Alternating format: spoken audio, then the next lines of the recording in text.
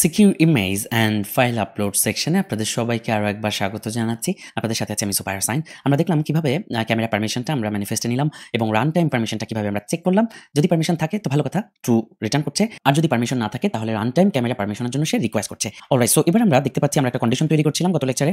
If যদি check camera permission যদি return করে ট্রু, তার মানে অবশ্যই পারমিশন আছে।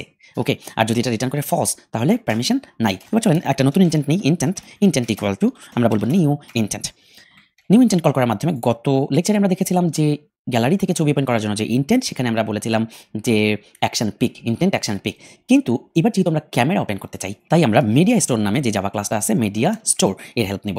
মিডিয়া স্টোর কি আমরা জানি, যেটা আসলে মিডিয়া কন্ট্রোল করে আমাদের অ্যান্ড্রয়েড সিস্টেমে, অ্যান্ড্রয়েড প্রোভাইডারের একটা অংশ। দেখেন, অ্যান্ড্রয়েড প্রোভাইডারের একটা অংশ। সো মিডিয়া স্টোর ডট আমরা বলবো অ্যাকশন ইমেজ ক্যাপচার, এটা নিয়ে নেব।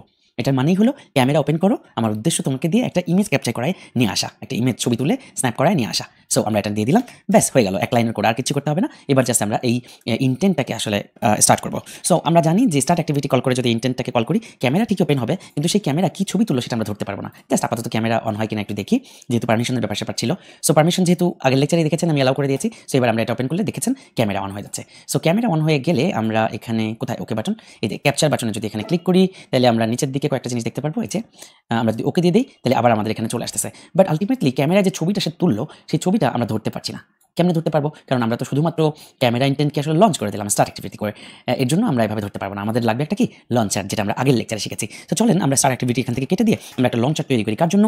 ক্যামেরার জন্য। যেভাবে আমরা আসলে এই যে একটা লঞ্চার তৈরি করেছিলাম কি গ্যালারির জন্য। চলেন গ্যালারির জন্য যেখানে লঞ্চার তৈরি করেছিলাম, তার আগে ক্যামেরার জন্য একটা লঞ্চার তৈরি করে আসি। তাহলে আমরা বলবো অ্যাক্টিভিটি রেজাল্ট লঞ্চার। ওকে, এর মধ্যে less than and greater than সাইনের পেটের মধ্যে আমরা লিখবো ইন্টেন্ট।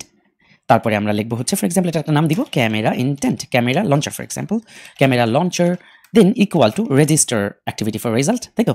এর পেটের মধ্যে আমরা প্রথমে লিখবো new activity result contracts dot start activity result, comma দিয়ে এবার আমরা আবার লিখবো new then activity result callback. Okay, সেটা নিয়ে নিলাম।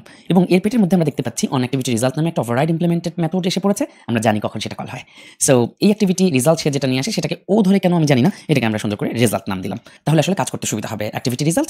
ওকে, সো নাও এবার আসেন এই ক্যামেরা লঞ্চারকে, এবার যদি আমি এখানে এই যে ইন্টেন্টটা তৈরি করলাম সেটাকে যদি আমি বলি camera launcher dot launch, camera launcher launch করে দেবো কোনটা? এই ইন্টেন্টটা। তাহলে আসলে কি ক্যামেরাটা ঠিকই ওপেন হবে, বাট আলটিমেটলি এটা লঞ্চারের মধ্যে দিয়ে যাবে। এবং অন অ্যাক্টিভিটি রেজাল্ট কখন কল হবে?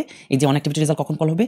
যখন আসলে ক্যামেরায় ছবি তুলে ইউজার কিছু একটা করবে, অথবা এটা যখন সে যাবে ক্যামেরায়, তখনই আসলে অন অ্যাক্টিভিটি রেজাল্ট কল হবে। সে ক্যাপচার না করে ফিরে আসলেও কল হবে, অথবা ক্যাপচার করলেও কল হবে। সো চলেন আমরা সেটা আগে চেক করি, কারণ ইউজার দুই রকম অপশন আছে। ইউজার ক্যামেরা ওপেন করে এখান থেকেও ব্যাকে যেয়ে ফিরে আসতে পারে, আবার ইউজার ক্যামেরা ওপেন করে একটা ছবিও ক্যাপচার করতে পারে, এরকম একটা ছবিও ক্যাপচার করতে পারে। সো ইউজার আসলে করেটা কি সেটা আমাদের বোঝার দরকার।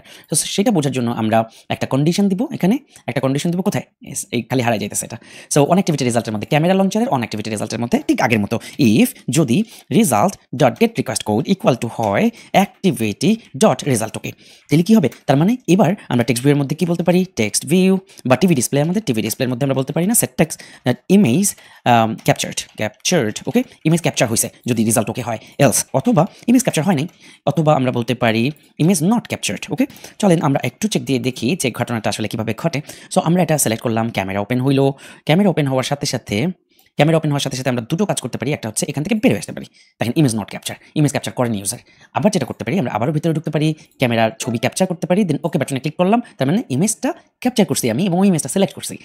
এটা হচ্ছে ব্যাপার। সো বুঝতেই পারছেন যে এই যে আমরা কন্ডিশনটা তৈরি করলাম এখানে, সেটা হচ্ছে কি, যদি রেজাল্ট কোড অ্যাক্টিভিটি রেজাল্ট ওকে হয়, তাইলেই কেবলমাত্র তুমি ঘটনাটা ঘটাও। এবার কি ঘটনা ঘটাবো বলেন? গত লেকচারে আমরা কিন্তু দেখেছিলাম যে গ্যালারি থেকে একটা কিছু বের করেছিলাম। আমরা প্রথমে ইন্টেন্ট বের করেছিলাম। আমরা জানি এটা যদি ইন্টেন্ট ধরি, intent equal to result dot gate data. এই রেজাল্ট ডট গেট ডাটাকে কল করলে যে সে ইন্টেন্ট রিটার্ন করে, এটা আমরা ভালো মতোই জানি, কারণ এই অ্যাক্টিভিটি রেজাল্ট লঞ্চার আসলে ইন্টেন্ট নিয়ে কাজ করছে। তাই এই যে রেজাল্ট, এই রেজাল্ট ডট গেট ডাটাকে কল করার মাধ্যমে আসলে আমরা ইন্টেন্ট পাবো। অলরাইট, এবার ইন্টেন্ট থেকে যদি আমার ওই ক্যাপচার করা ছবিটা বের করতে হয়, আমরা বান্ডেলের হেল্প নিব। Bundle Android operating system OS এর একটা Java class. So bundle equal to এই যে ইন্টেন্টটা আমরা পেলাম উপরের লাইনে, ওই ইন্টেন্ট ডট গেট এক্সট্রা, এই যে দেখেন গেট এক্সট্রা এরকম।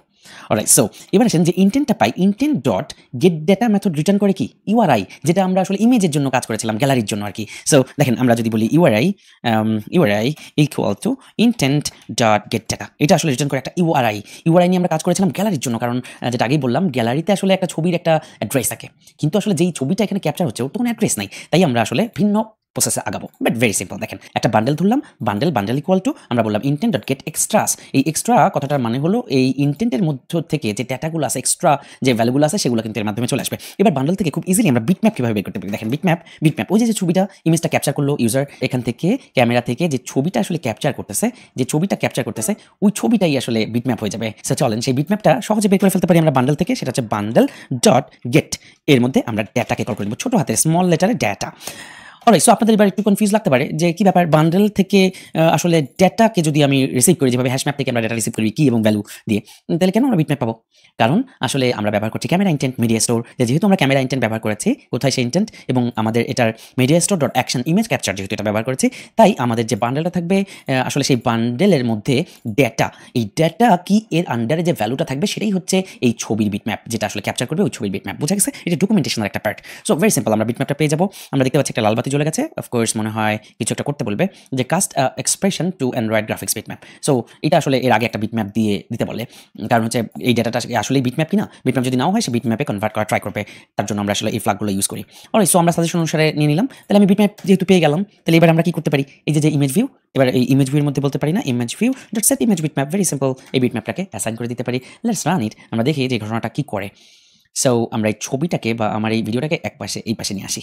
এবার আসেন এটা রান করেছি আমরা যদি এবার এই আইকনে ক্লিক করি, ক্যামেরা ওপেন হচ্ছে। ক্যামেরা যদি ইউজার ব্যাকে চলে যায়, তাহলে আমরা দেখতে পাচ্ছি ইমেজ নট ক্যাপচার হয়নি, ইমেজ ছবি ক্যাপচার করেনি। আবার যদি যাই এবং আমাদের ক্যামেরা ওপেন হচ্ছে, আমরা যদি ক্যাপচার করি একটা ছবি, আমরা কেটেও দিতে পারি, ব্যাকেও যেতে পারি, ওকেও চাপ দিতে পারি। সো আমরা যদি ওকেতে দেই, তাহলে দেখতে পাচ্ছি ওই ছবিটা আমাদের এখানে চলে আসলো। কিভাবে চলে আসলো?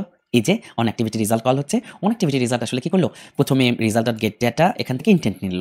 এখন ইন্টেন্ট থেকে ইন্টেন্ট ডট গেট ডেটা এই মেথডটাকে বললে আসলে আমরা পাই ইউআরআই। এখন যেহেতু এটা একটা ছবি, এটা থেকে বিটম্যাপ বের করা আমার উদ্দেশ্য এবং ক্যামেরা থেকে এটা ক্যাপচার করা, তাই এটা কোনো ইউআরআই আমরা পাচ্ছি না, তাই আমরা বান্ডেল নিলাম একটা, এটা সহজ উপায় আরও। So bundle equal to intent dot gate extra, intent থেকে ডট গেট এক্সট্রা কল করার মাধ্যমে, এই মেথডটা কল করার মাধ্যমে আসলে আমরা ডেটাগুলো বা সব কিছু পেয়ে যেতে পারি। সো এবার আমরা বান্ডেল ডট গেট ডেটা কি এর আন্ডারে আসলে ওই ছবি ক্যাপচার করা ছবিটার বিটম্যাপ থাকে। বুঝা গেছে? এটা গোপন সংবাদ, এটা ডকুমেন্টেশনের একটা পার্ট।